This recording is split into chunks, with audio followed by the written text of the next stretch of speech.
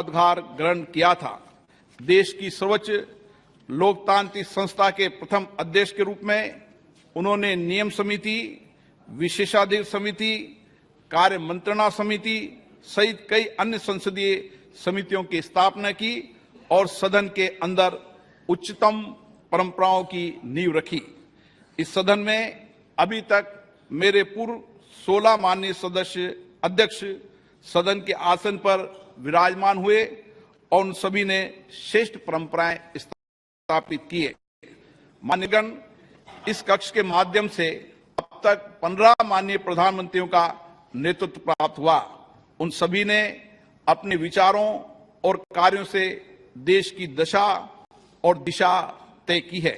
माननीय सदस्यगण, ये सदन संवाद संस्कृति का जीवंत प्रतीक रहा है। विभिन्न दलों के बीच सहमति असहमति के बीच पिछले 75 वर्षों में देश हित में सामूहिकता से निर्णय लिए गए।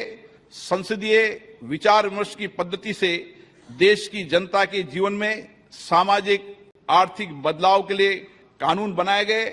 आपदा और संकट के समय सदन ने एकजुटता और प्रतिबद्धता से उसका सामना किया। आज इस कक्ष में कार्रवाई का अंतिम दिन है।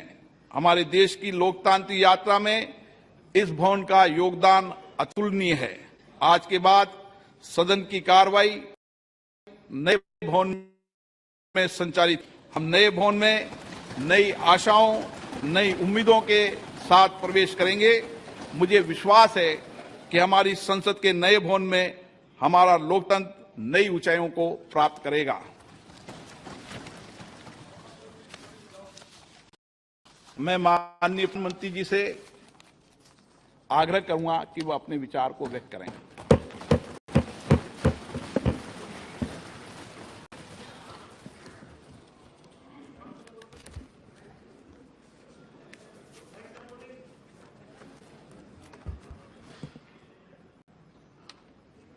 माननीय अध्यक्ष जी, देश की 75 वर्षों की संसदीय यात्रा, उसका एक बार पुनः स्मरण करने के लिए और नए सदन में जाने से पहले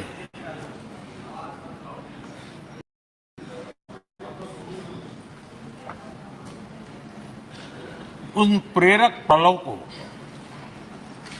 इतिहास की महत्वपूर्ण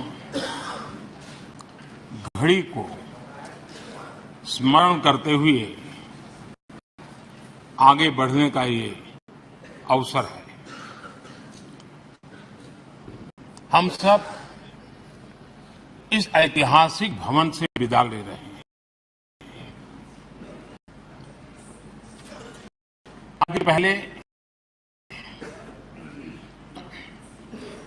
इंपीरियल लेजिस्लेटिव काउंसिल का स्थान हुआ करता था।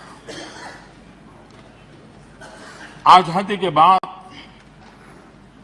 ये संसद भवन के रूप में उसको पहचान मिली। ये सही है, इस इमारत के निर्माण करने का निर्णय विदेशी शासकों का था, लेकिन ये बात हम न कभी भूल सकते हैं और हम गर्व से कह सकते हैं कि इस भवन के निर्माण में पसीना मेरे देशवासियों का लगा था,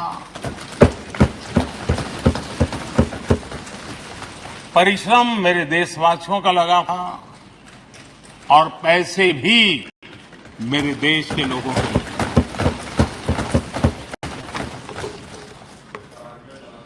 इस 75 वर्ष की हमारी यात्रा ने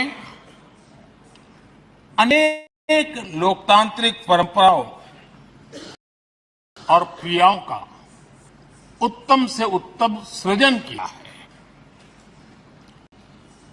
और इस सदन में रहे हुए सबने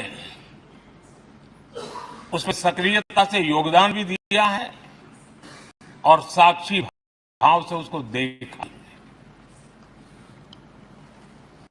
हम भले नए भवन में आएंगे, लेकिन पुराना भवन भी, ये भवन भी आने वाली पीढ़ियों को हमेशा हमेशा प्रेरणा देता रहेगा।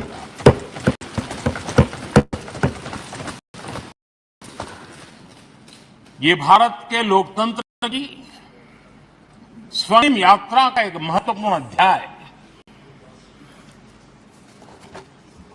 जो सारी दुनिया को भारत की रगों में लोकतंत्र का सामर्थ्य कैसे है, इसका परिचित कराने का काम इस इमारत से होता रहेगा। आदरणीय अध्यक्ष जी, अमृतकाल की प्रभा का प्रकाश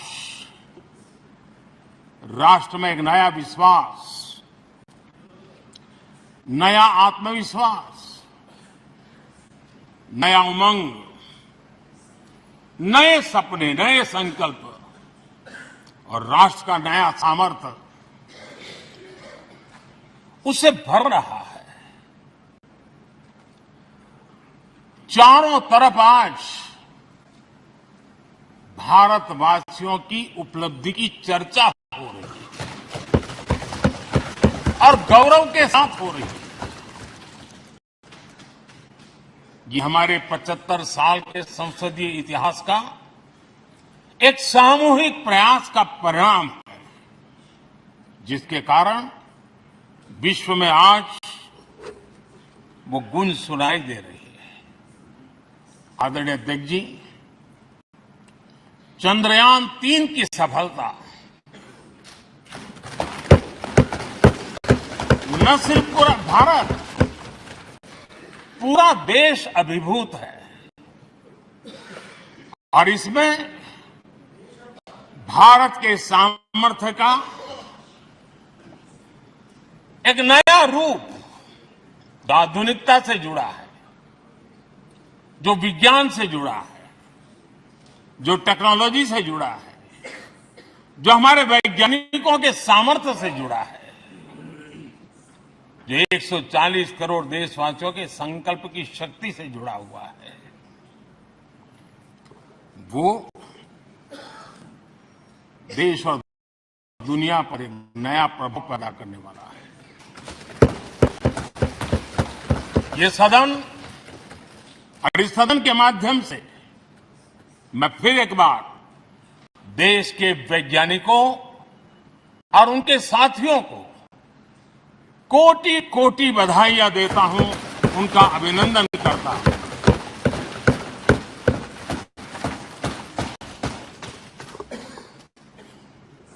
आदरणीय अध्यक्ष जी, ये सदन भूतकाल में जब नेम की समिट हुई थी, सर्वसम्मति से प्रस्ताव पारित करके देश के इस प्रयास को सराहा था। आज G20 की सफलता को भी आपने सर्वसम्मति से सराहा है। मैं मानता हूं देशवासियों का आपने गौरव बढ़ाया है, मैं आपका आभार व्यक्त करता हूं। G20 की सफलता 140 करोड़ देशवासियों की है। ये भारत की सफलता है, किसी व्यक्ति की सफलता नहीं है, किसी दल की सफलता नहीं है। भारत के फेडरल स्ट्रक्चर ने, भारत की विविधता ने 60 स्थानों पर 200 से अधिक समिट, उसकी मेजबानी हिंदुस्तान के अलग अलग रंग रूप में देश की अलग अलग सरकारों ने बड़े आन बान शान से की और ये प्रभाव पूरे विश्व भर के मन पर पड़ा हुआ है। ये हम सबके सेलिब्रेट करने वाला विषय है, देश के गौरवगान को बढ़ाने वाला है।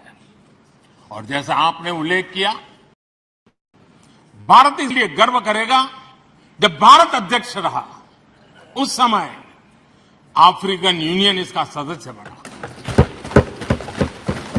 मैं उस इमोशनल पल को भूल नहीं सकता जब अफ्रीकन यूनियन की घोषणा हुई और अफ्रीकन यूनियन के प्रेसिडेंट उन्होंने एक इंटरव्यू में कहा कि मेरे जीवन में ऐसी पल थी शायद मैं बोलते बोलते रो पड़ूंगा। आप कल्पना कर सकते हैं कि कितनी बड़ी अपेक्षा और आशाएं पूरी करने का काम भारत के भाग्य में आया। आदरणीय अध्यक्ष जी, भारत के प्रति शक करने का एक स्वभाव कई लोगों का बना हुआ है। आजादी मिली तब से चल रहा है। इस बार भी यही था, कोई डिक्लेरेशन नहीं होगा, असंभव। लेकिन ये भारत की ताकत है कि वह भी हुआ और विश्व सर्वसम्मति से एक साझा घोषणा पत्र लेकर के आगे का रोड मैप लेकर के यहां से प्रारंभ हुआ है। और अध्यक्ष जी, आपके नेतृत्व में, क्योंकि भारत की अध्यक्षता नवंबर के आखिरी दिन तक है, इसलिए अभी हमारे पास जो समय है उसका उपयोग हम करने वाले हैं।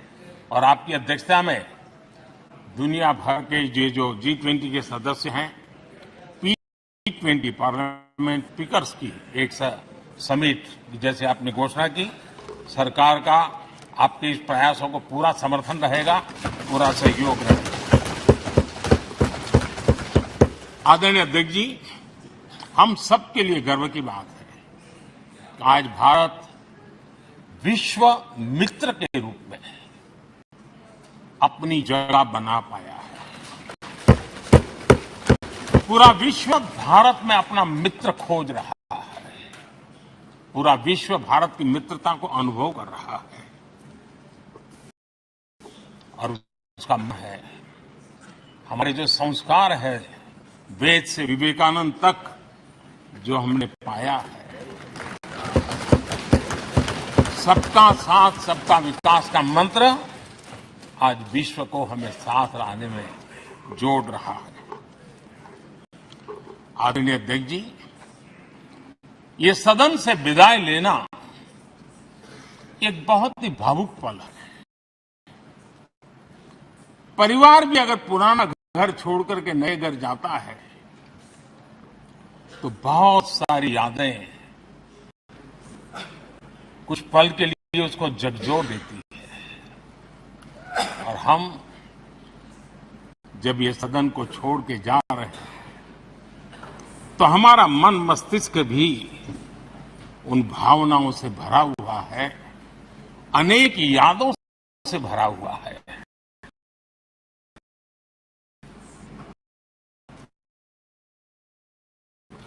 नोकझोंक भी रही है, कभी संघर्ष का माहौल भी रहा है और कभी इसी सदन में उत्सव और उमंग का माहौल भी रहा है।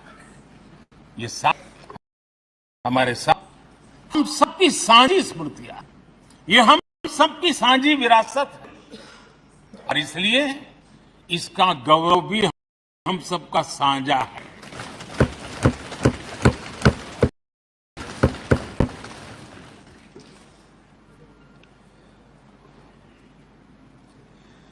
आजाद भारत के नवनिर्माण से जुड़ी हुई अनेक घटनाएं इन 75 वर्ष में यही सदन में आकार लेती हुई हमने देखी है।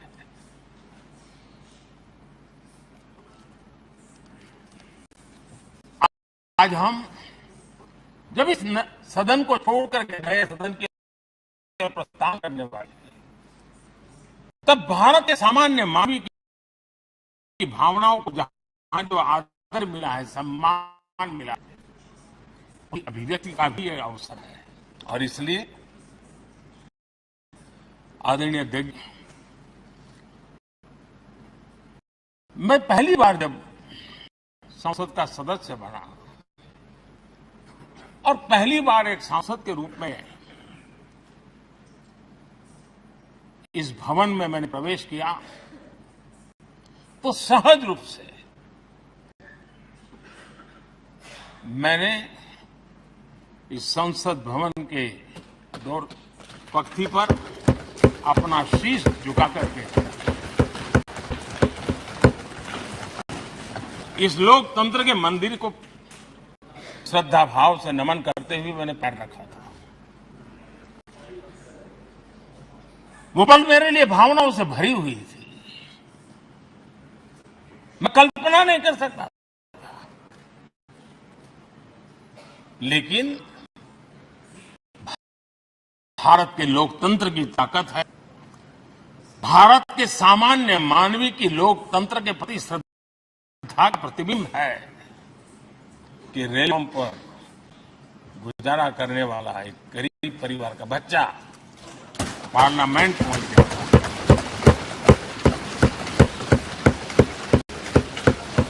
मैंने कभी कल्पना तक नहीं की कि देश मुझे इतना सम्मान देगा, इतना आशीर्वाद देगा, इतना प्यार देगा। सोचा नहीं था अध्यक्ष जी। आदरणीय अध्यक्ष जी, हम में से बहुत लोग हैं जो संसद भवन के अंदर जो चीजें लिखी गई उसको पढ़ते भी रहते हैं, कभी कभी उसका उल्लेख भी करते हैं। हमारे यहाँ संसद भवन के प्रवेश द्वार पर एक छांदोग्य उपनिषद का एक वाक्य है, लोक द्वारम करके। उसका मतलब ये होता है कि जनता के लिए दरवाजे खोलिए और देखिए कि कैसे वो अपने अधिकारों को प्राप्त करती है। हमारे ऋषि मुनियों ने लिखा हुआ है, प्रवेश द्वार पर लिखा हुआ है। हम सब और हमारे पहले जो यहां रहे हैं वो भी इस सत्यता के साक्षी है। आदरणीय अध्यक्ष जी, समय रहते जैसे जैसे वक्त बदलता गया, ये हमारे सदन की संरचना भी निरंतर बदलती रही है और अधिक समावेशी बनती गई है।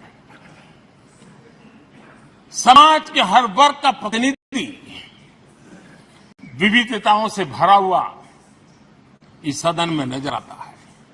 अनेक भाषाएं हैं, अनेक बोलियां, अनेक पहरवेश है, अनेक खान पान है।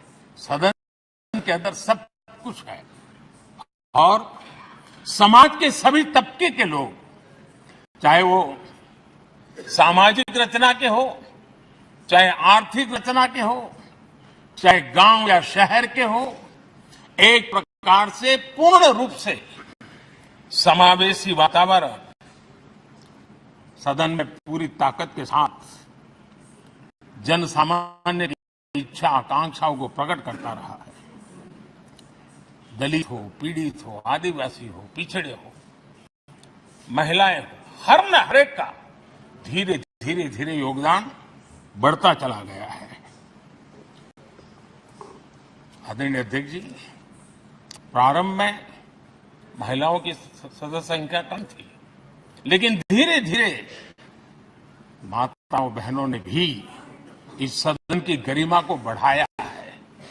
इस सदन के गरिमा में बहुत बड़ा बदलाव लाने में उनका। आदरणीय अध्यक्ष जी, प्रारंभ से अब तक एक मोटा मोटा हिसाब लगाता था, करीब करीब 7,500 से अधिक जनप्रतिनिधि दोनों सदनों में मिलाकर के योगदान दे चुके हैं। इतने सालों में 7,500 करीब हिसाब। इस कालखंड में करीब 600 महिला सांसदों ने भी इस सदन की गरिमा को बढ़ाया है, दोनों सदन। और आदरणीय अध्यक्ष जी, आप जानते हैं कि इस सदन में आदरणीय इंद्रजीत गुप्ता जी 43 ईयर, अगर मेरी गलती नहीं हो तो 43 ईयर इस सदन में लंबा समय बैठ करके इस सदन के साक्षी बनने का उनको सौभाग्य मिला। और यही सदन है आदरणीय अध्यक्ष जी, जहां शकीकुर रहमान 83 की एज में भी सदन में अपना योगदान देते थे, जबकि उनकी उम्र 93 थी। और आदरणीय अध्यक्ष जी, ये भारत के लोकतंत्र की ताकत है कि 25 साल की उम्र की चंद्रमणि मुर्मू इस सदन की सदस्य बनी थी। सिर्फ 25 साल की उम्र की, सबसे छोटी उम्र की सदस्य बनी थी।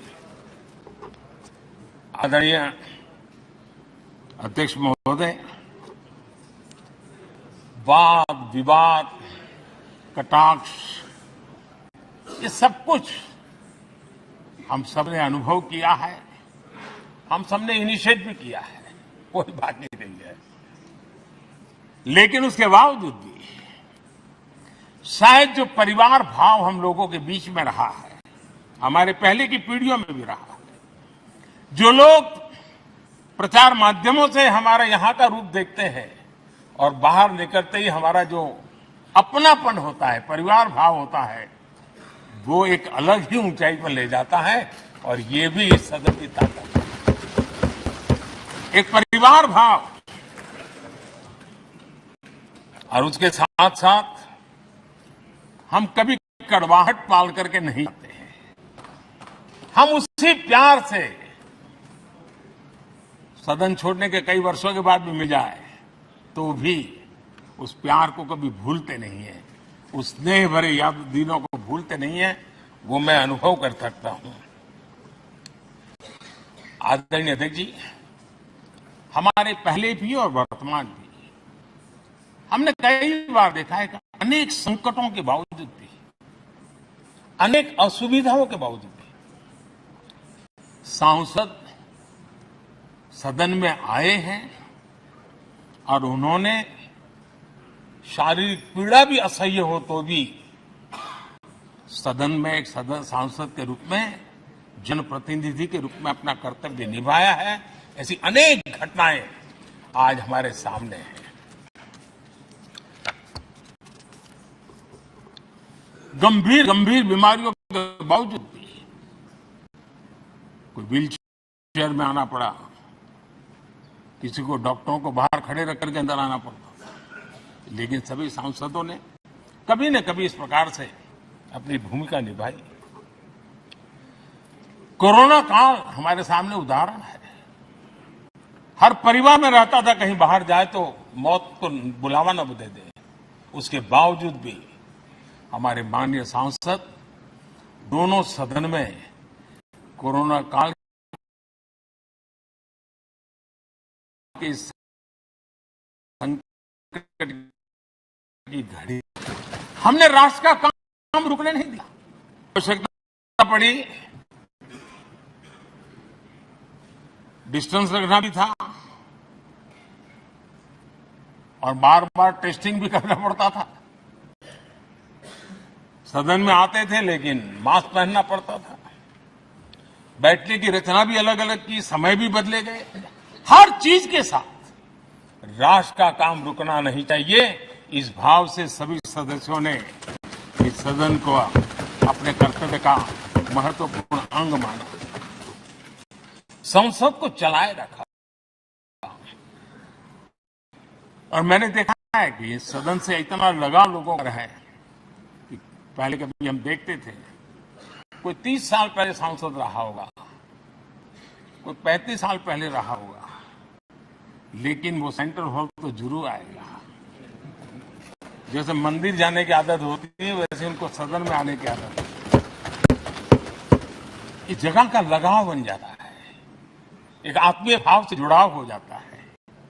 और ऐसे बहुत से पुराने लोग हैं जो आते जाते हुए मन करता है जरा चलो एक चक्कर काटे। आज उनका जनप्रतिनिधि के नाते दायित्व नहीं है, लेकिन भूमि के प्रति उनका लगाव हो जाता है। ये सामर्थ्य होता है इस सदन का। आदरणीय अध्यक्ष महोदय, आजादी के बाद बहुत बड़े बड़े विद्वान लोगों ने बहुत आशंकाएं व्यक्त की थी, पता नहीं देश का क्या होगा, चल पाएगा नहीं चल पाएगा, एक रहेगा बिखर जाएगा। लोकतंत्र बनाने 50, लेकिन इस देश के संसद की ताकत है कि पूरे विश्व को गलत सिद्ध कर दिया और ये राष्ट्र पूरे सामर्थ्य के साथ आगे बढ़ता रहा।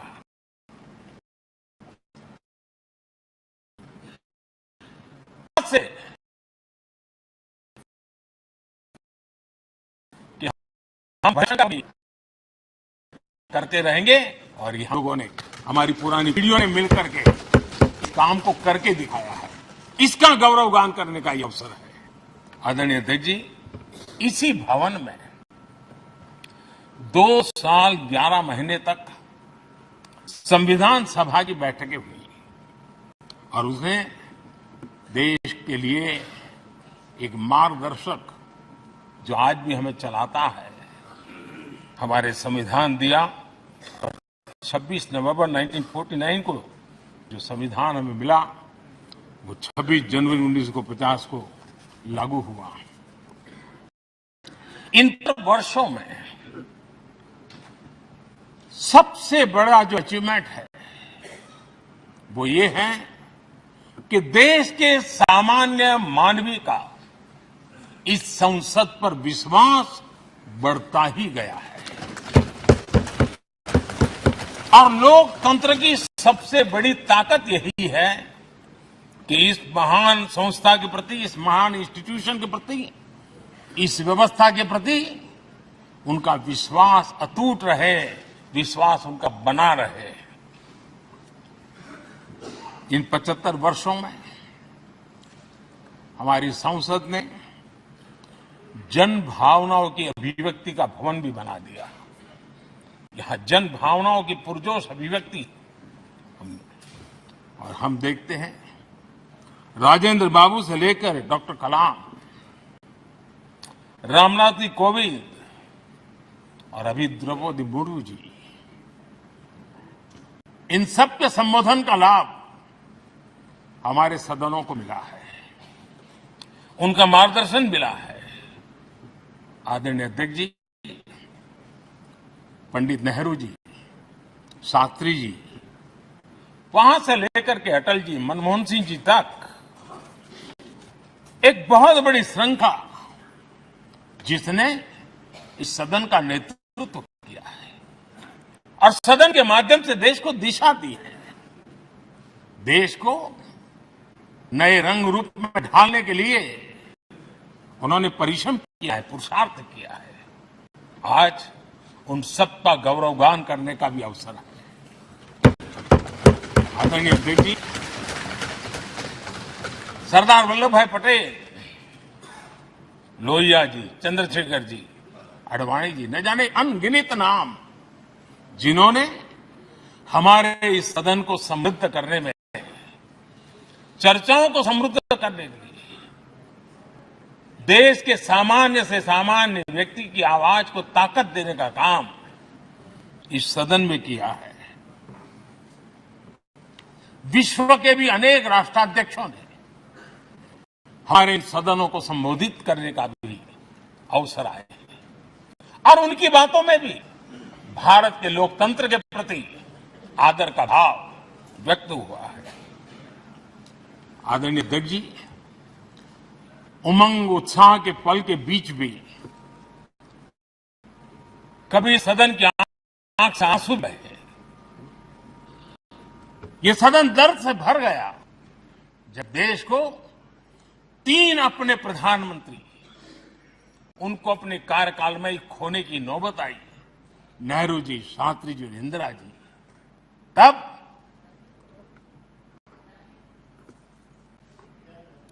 ये सदन अश्रुभीनी आंखों से उन्हें विदाई दे रहा था। आदरणीय अध्यक्ष जी, अनेक चुनौतियों के बावजूद भी हर स्पीकर ने, हर सभापति ने बेहतरीन तरीके से दोनों सदनों को सुचारू रूप से चलाया है और अपने कार्यकाल में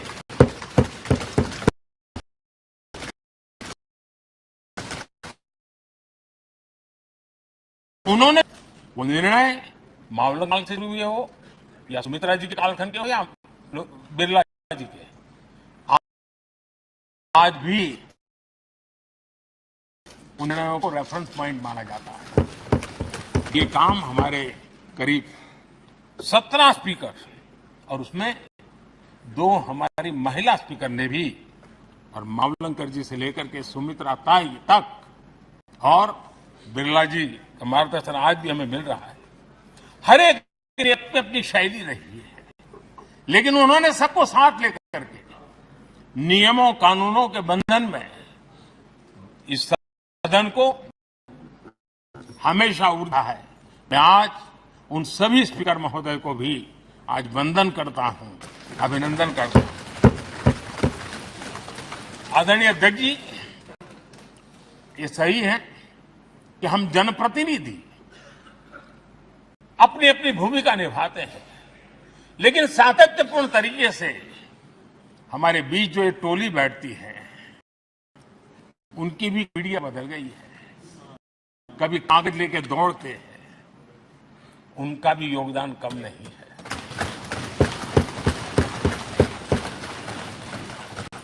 हमें कागज पत्र पहुंचाने के लिए दौड़ते हैं, सदन में कोई गलती न हो जाए, उसके निर्णय में कोई गलत न हो जाए, उसके लिए वो चौकन्ने रहते हैं। जो काम इनके द्वारा हुआ है उसने भी सदन के क्वालिटी ऑफ गवर्नेंस में तेजी लाने में बहुत बड़ी मदद की है। मैं उन सभी साथियों का और इनके पूर्व में जो रहे हैं उनका भी हृदय से अभिनंदन करता हूं। इतना ही नहीं, सदन मतलब ये खंड ही नहीं है, इस पूरे परिसर में अनेक लोगों ने, किसी ने हमें चाय पिलाई होगी, किसी ने पानी पिलाया होगा, किसी ने रात रात चली हुई सदन को किसी पर रहने नहीं दिया होगा, कई प्रकार की सेवाएं की होगी। किसी ने माली ने इसके बाहर के एनवायरनमेंट को संभाला होगा, किसी ने इसकी सफाई की होगी। न जाने कितने ही अनगिनत लोग होंगे जिन्होंने हम सब अच्छे ढंग से काम कर सके, और यहां जो काम हो वो काम देश को आगे बढ़ाने के लिए अधिक से अधिक तेजी से हो, उसके लिए जो माहौल बनाना, व्यवस्था बनाना, उसके लिए जिसने योगदान दिया है, मेरी तरफ से भी और इस सदन की तरफ से भी मैं उनका विशेष रूप से नमन करता हूं।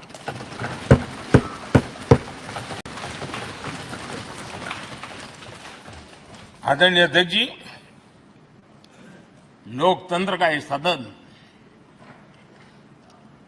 आतंकी हमला हुआ, पूरे विश्व में ये आतंकी हमला एक इमारत पर नहीं था, ये मदर ऑफ डेमोक्रेसी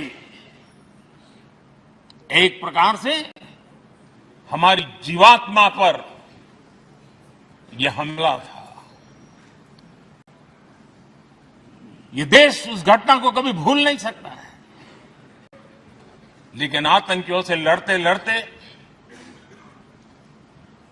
सदन को बचाने के लिए और हर सदस्य को बचाने के लिए जिन्होंने अपने सीने पर गोलियां झेली, आज मैं उनको भी नमन करता हूं। हमारे बीच नहीं है, लेकिन उन्होंने बहुत बड़ी रक्षा की है। आदरणीय अध्यक्ष जी, जब आज हम इस सदन को छोड़ रहे हैं, तब मैं उन पत्रकार मित्रों को भी याद करना चाहता हूं जिन्होंने जीवन में, कुछ लोग तो ऐसे हैं जिन्होंने पूरा जीवन अपने कार्यकाल में संसद के काम को ही उन्होंने रिपोर्ट किया है। एक प्रकार से वो जीवंत साक्षी रहे हैं। उन्होंने यहां की पल पल की जानकारी देश तक पहुंचाई, और तब तो ये सारा टेक्नोलॉजी अवेलेबल नहीं थी।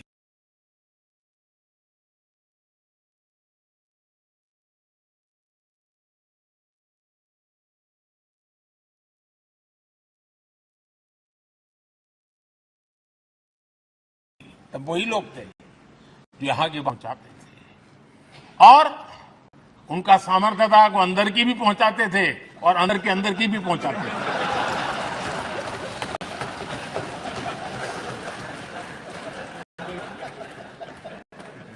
और मैंने देखा कि ऐसे पत्रकारिता जिन्होंने संसद को कवर किया, शायद उनके नाम जाने नहीं जाते होंगे, लेकिन उनके काम को कोई भूल नहीं सकता है। और ये नहीं, भारत की इस विकास यात्रा संसद भवन से समझने के लिए उन्होंने अपनी शक्ति खपा दी थी।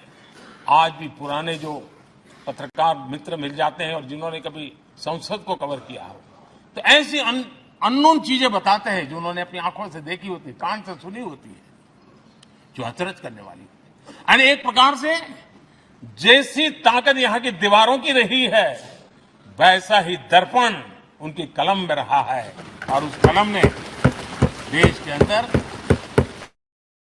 संसद के संसद सदस्यों के प्रति एक अहोभाव का भाव जगाया। मैं आज कई पत्रकार बंधु होंगे जो रहे नहीं होंगे, लेकिन मेरे लिए जैसा ये सदन छोड़ना भावुकपन है, मैं पक्का मानता हूं इन पत्रकार बंधुओं के लिए भी ये सदन छोड़ना उतना ही भावुकपन होगा, क्योंकि इनका लगाव हमसे भी ज्यादा रहे। कुछ तो पत्रकार ऐसे होंगे जो हम लोगों की टर्म से भी ज्यादा है, उन्होंने काम किया होगा। आज उनके उस महत्वपूर्ण लोकतंत्र की ताकत बनने के लिए, योगदान देने के लिए भी याद करने का अवसर है। आदरणीय अध्यक्ष जी, जब हम सदन के अंदर आते हैं, हमारे यहां नाद ब्रह्म की कल्पना है। हमारे शास्त्रों में माना गया है किसी एक स्थान पर अनेक बार एक ही में उच्चारण होता है तो वो तपोस्थली बन जाता है, उसके एक पॉजिटिव वाइब होते हैं। नाद की एक ताकत होती है जो स्थान को सिद्धि स्थान में परिवर्तित कर देती है।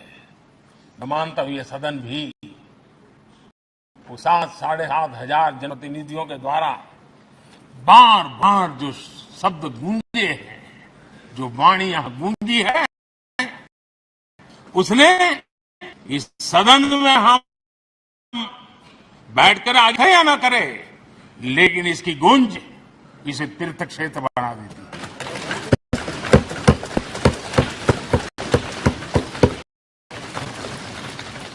एक जागृत जगह बन जाती है। और लोकतंत्र की प्रति श्रद्धा रखने वाला व्यक्ति आज से 50 साल के बाद भी जब यहां देखने के लिए भी आए, तो उसे उस गूंज की अनुभूति होगी कि कभी भारत की आत्मा की आवाज यहां पर गूंजती थी। और इसलिए अध्यक्ष महोदय, ये वो सदन है जहां कभी भगत सिंह, बटुकेश्वर दत्त, उन्होंने अपनी सामर्थ्य से अंग्रेज सल्तनत को जगा दिया था बम का धमाका करके। वो बम की गूंज भी तो देश का भला चाहते हैं, उनको कभी सोने नहीं देती। आदरणीय अध्यक्ष जी, ये वो सदन है जहां पंडित जी को इसलिए भी याद किएगा, अनेक बातों के लिए याद करेगा, लेकिन हम जरूर याद करेंगे इसी सदन में पंडित नेहरू का at the stroke of midnight की गूंज हम सबको प्रेरित करती रहेगी।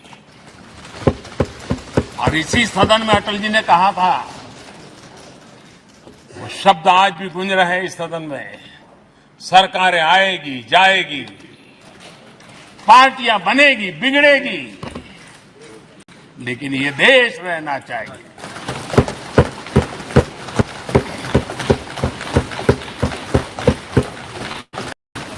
आदरणीय अध्यक्ष जी, पंडित नेहरू की जो प्रारंभिक मंत्रिपरिषद थी, बाबा साहब आम्बेडकर जी एक मंत्री के रूप में दुनिया की बेस्ट प्रैक्टिसेस भारत में लाने पर बहुत जोर दिया करते थे। फैक्ट्री कानून में अंतर्राष्ट्रीय सुझावों को शामिल करने पर बाबा साहब सर्वाधिक आग्रही रहे थे और उसका परिणाम आज देश को लाभ मिल रहा है। बाबा साहब आम्बेडकर ने देश को नेहरू जी की सरकार में वाटर पॉलिसी दी थी और उस वाटर पॉलिसी बनाने में बाबा साहब आम्बेडकर की बहुत बड़ी भूमिका रही थी। आदरणीय अध्यक्ष जी,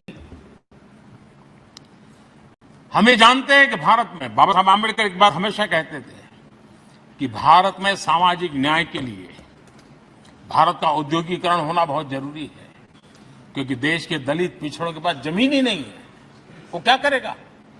औद्योगिकरण होना चाहिए। और बाबा साहब इस बात को मान करके डॉक्टर श्यामा प्रसाद मुखर्जी, जो पंडित नेहरू के मंत्री थे, उन्होंने इस देश में और पहले वाणिज्य मंत्री के रूप में और उद्योग मंत्री के रूप में उन्होंने इंडस्ट्री पॉलिसी इस देश में लाई थी। आज भी कितनी ही इंडस्ट्री पॉलिसी बने, लेकिन उसकी आत्मा वही होती है जो पहली सरकार के थी और उनका भी बहुत बड़ा अहम योगदान रहा था। आदरणीय अध्यक्ष जी, लाल बहादुर शास्त्री जी ने 65 के युद्ध में हमारे देश के जवानों में का हौसला बुलंद करना, उनके सामर्थ्य के लिए पूरी तरह राष्ट्र में झोंक देने की प्रेरणा इस सदन में से दी थी लाल बहादुर शास्त्री का, और यहीं पर उन्होंने ग्रीन रिवॉल्यूशन के लिए एक मजबूत नींव लाल बहादुर शास्त्री जी ने रखी थी। आदरणीय अध्यक्ष जी, बांग्लादेश की मुक्ति का आंदोलन और उसका समर्थन भी इसी सदन ने इंदिरा गांधी के नेतृत्व में किया था। इसी सदन ने इमरजेंसी में लोकतंत्र पर होता हुआ हमला भी देखा था और इसी सदन ने भारत के लोगों की ताकत को एहसास कराते हुए मजबूत लोकतंत्र की वापसी भी इसी सदन ने देखी थी। वो राष्ट्रीय संकल्प भी देखा था, ये सामर्थ्य भी देखा था। आदरणीय अध्यक्ष जी, ये सदन इस बात का हमेशा ऋणी रहेगा कि इसी सदन में श्री चरण सिंह जी ने ग्रामीण मंत्रालय का गठन किया था। Rural development ministry. इसी सदन में मतदान की उम्र 21 से 18 करने का निर्णय हुआ था और देश की युवा पीढ़ी को इसका योगदान देने के लिए प्रेरित किया। पीपीसी जी हो, चंद्रशेखर जी, और बाद में एक सिलसिला चला। लंबे अरसे से दिशा में देश जा रहा था, आर्थिक नीतियों के बोझ तले देश दबा हुआ था, लेकिन नरसिम्हा राव की सरकार थी जिन्होंने हिम्मत के साथ पुरानी आर्थिक नीतियों को छोड़ करके नई राह पकड़ने का फैसला किया था, जिसके आज देश को परिणाम मिलते। अटल बिहारी वाजपेयी जी का सरकार भी हमने इसी सदन में देखी। सर्व शिक्षा अभियान देश में आज वो महत्वपूर्ण बन गया है।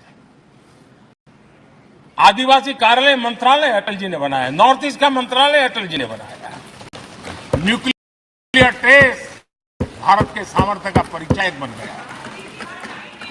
और इसी सदन में मनमोहन जी की सरकार कैश फॉर वोट को भी, उस कांड को भी सदन ने देखा है। आदरणीय अध्यक्ष जी, सबका साथ सबका विकास का मंत्र, अनेक ऐतिहासिक निर्णय, दशकों से लंबित विषय, उनका स्थायी समाधान भी इसी सदन में हुआ। आर्टिकल 370 ये सदन हमेशा हमेशा गर्व के साथ कहेगा कि सदन के कारण one nation one tax, one nation one tax, GST का निर्णय भी इसी सदन, वन रैंक वन पेंशन,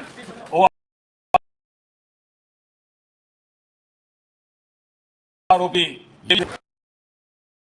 पहली बार इस देश में करने में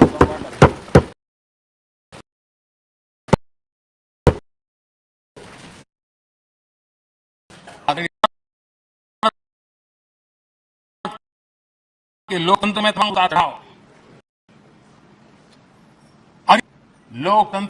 लोकतंत्र की ताकत की साक्षी है, विश्वास का केंद्र बिंदु रहा है। इस सदन की विशेषता देखिए और दुनिया के लोगों का भी अत्यंत होता है, जिसमें कभी 4 सांसद वाली पार्टी होती थी। सामर्थ्य इस सदन के लोकतंत्र की ताकत का परिचय होता है।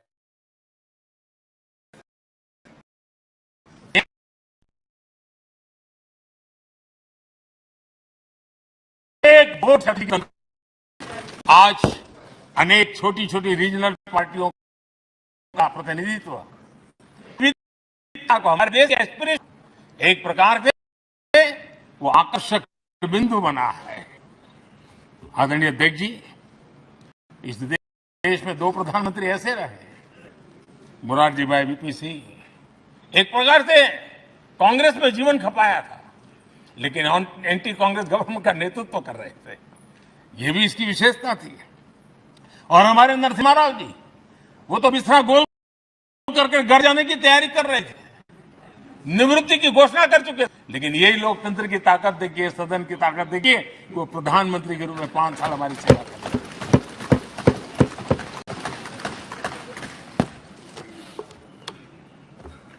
आदरणीय अध्यक्ष जी, सबकी सहमति से कठिन से कठिन कार्य होते हुए हमने देखे हैं। 2000 की साल थी, अटल जी की सरकार थी। इसी सदन ने 3 राज्यों का गठन सर्व स्वीकृति से किया और बड़े उमंग उत्साह से किया। जब छत्तीसगढ़ की रचना हुई तो उत्सव छत्तीसगढ़ ने भी मनाया, उत्सव मध्य प्रदेश ने भी मनाया। जब उत्तराखंड की रचना हुई तो उत्सव उत्तराखंड ने भी मनाया, उत्सव उत्तर प्रदेश ने भी मनाया। जब झारखंड की रचना हुई तो उत्सव झारखंड ने भी मनाया, उत्सव बिहार ने भी बताया। ये हमारे सदन का सामर्थ्य, सब सहमति का वातावरण बना करके। लेकिन कुछ कड़वी यादें वो भी है कि तेलंगाना के हक को दबोचने के लिए भारी प्रयास हुए, खून की नदियां भी बही और बनने के बाद न तेलंगाना उत्सव मना पाया, न आंध्र उत्सव मना पाया। एक कटुता के बीज बो दिए। अच्छा होता उसी उमंग और उत्साह के साथ हम तेलंगाना का निर्माण करते तो एक नई ऊंचाई पर आज तेलंगाना पहुंच चुका होता। आदरणीय अध्यक्ष जी, संविधान सभा ने, आदरणीय अध्यक्ष जी, इस सदन की परंपरा रही है। संविधान सभा ने उस समय अपना दैनिक भत्ता 45 रुपये से कम करके 40 कर दिया था। उनको लगा हमें इसको कम करना चाहिए। आदरणीय अध्यक्ष जी, यही सदन है कैंटीन में मिलने वाली सब्सिडी, जो बहुत कम पैसे में खाना मिलता था, इसी सदस्यों ने उस सब्सिडी को भी खत्म कर दिया और पूरा पैसा देकर के कैंटीन में आते। आदरणीय अध्यक्ष जी, कोरोना काल में जब जरूरत पड़ी तो यही सांसद जिन्होंने एमपी लेड फंड को छोड़ दिया और देश को इस संकट की घड़ी में मदद करने के लिए आगे आए। इतना ही नहीं, कोरोना काल में इसी सदन के सांसदों ने अपने तनख्वाह में 30% कटौती की और उन्होंने देश के सामने आए हुए संकट में अपनी बहुत बड़ी जिम्मेवारी निभाई।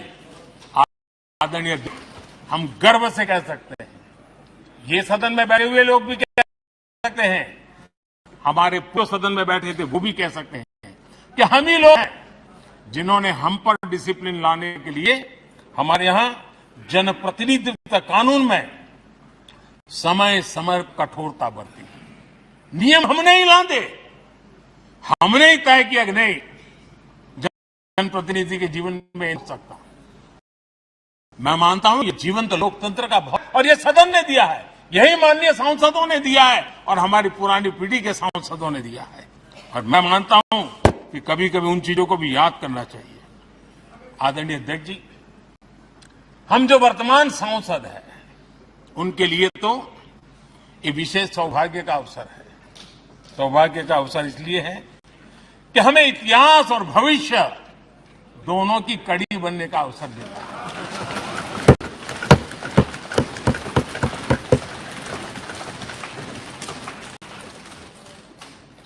कल और आज से जुड़ने का हमें अवसर मिल रहा है और आने वाली कल निर्माण करने का एक नया विश्वास, नया उमंग, नए उत्साह के साथ हम यहां से विदाई लेने वाले हैं। अध्यक्ष महोदय, आज का दिवस सिर्फ और सिर्फ इस सदन के सभी 7,500 जनप्रतिनिधि रह चुके हैं, उनके गौरवगान का पल है।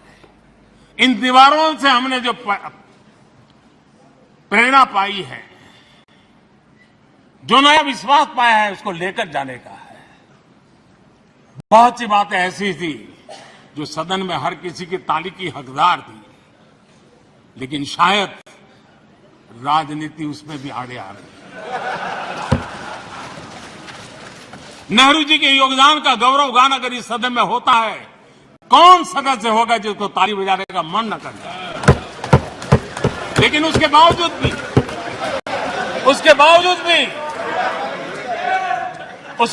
भी देश के लोकतंत्र के लिए बहुत जरूरी है हम सब ने अपने यहां सोच लें।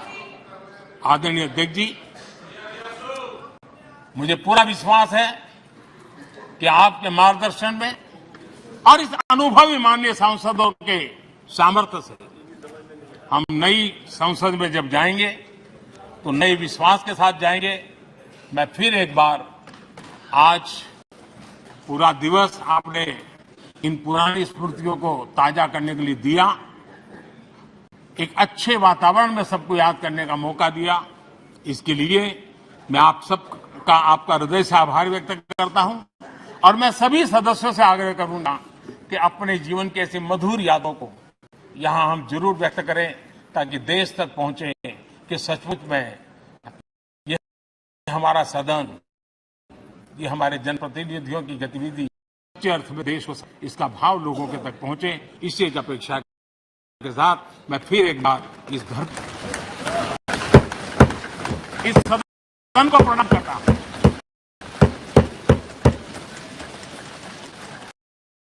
भारत दिनों से बनी हुई हर एक दीवार के हर एक ईंटे को प्रणाम करता हूं और पिछले 75 साल में भारत के लोकतंत्र को सामर्थ्य शक्ति देने वाले हर गुंज को, उस नाद ब्रह्म को नमन करते हुए मेरी वाणी को विराम कर देता हूं। बहुत बहुत धन्यवाद।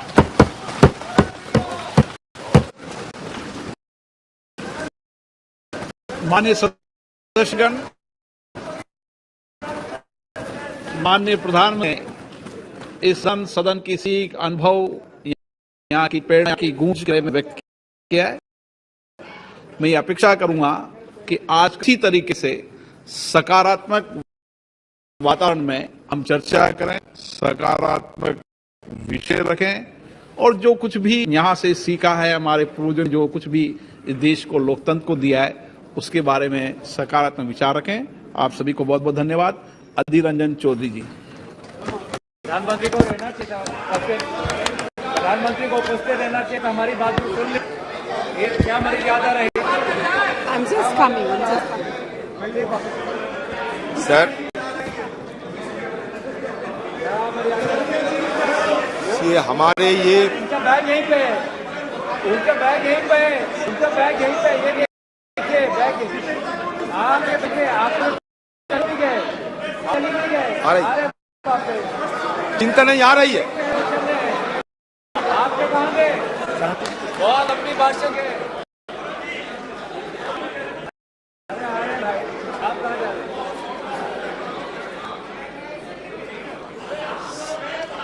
सर सर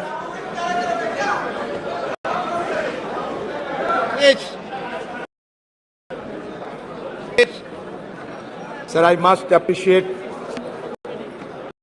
your endeavor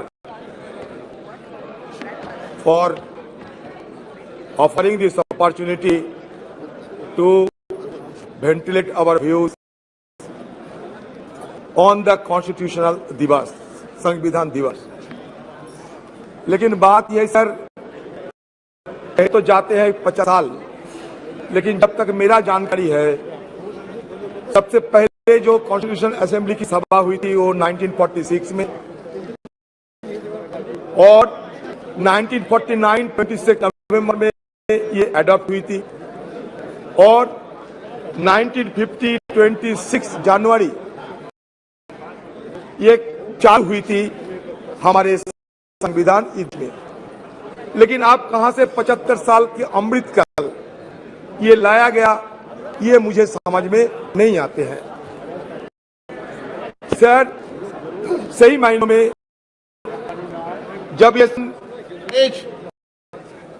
ये खबर में कि आज ये सदन की अंतिम दिवस, तो सही मायनों में भावुक तो होना स्वाभाविक है।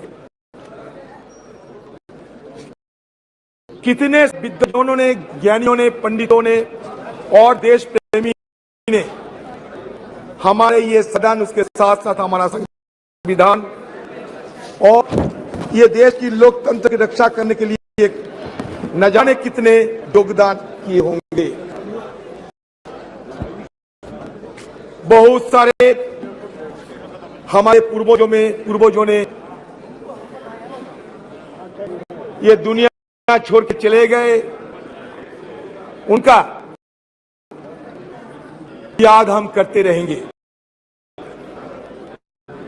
जिंदगी में ये सदन जरूर कहेगी कि जिंदगी में कितने दोस्त आए और कितने बिखर गए। किसी ने 2 रोज के लिए आए तो किसी ने चलते ही सांस भर लिए।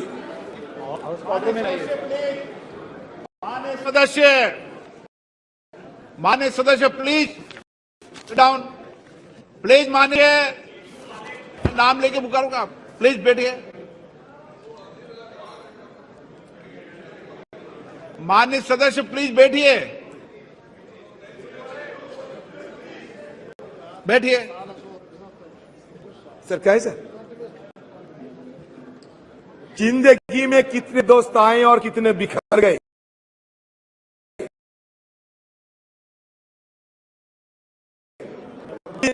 के लिए आए और जिंदगी की दूसरा नाम है दरिया, वो तो बस बहते रहेंगे, चाहे रास्ते में फूल गिरे या पत्थर। उसी तरह हमारी ये सदन की कारवां ये आ रहे हैं और आज भी ये चल रहे हैं।